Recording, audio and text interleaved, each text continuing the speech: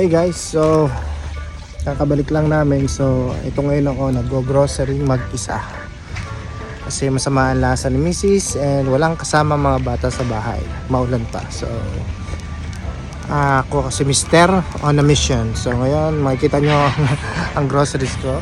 Ayan,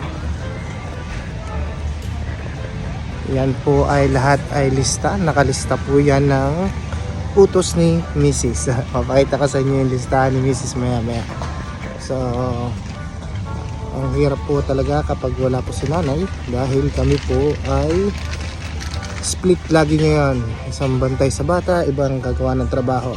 So ganun talaga, these days lang. So ngayon medyo naliligaw ako kasi hindi ako madalas nag-grocery. Dito tayo ngayon sa Costco. So guys, so ito ang aking mini adventure today. Thanks for watching. So guys, mini challenge nga pala sa reels na to. Ito nga pala yung listahan na binigay sa akin ni Mrs. So lahat yan nabili ko. Tapos ang challenge natin is hulaan yung magkano yung inabot ng binili ko sa Costco. Ayan. Thank you.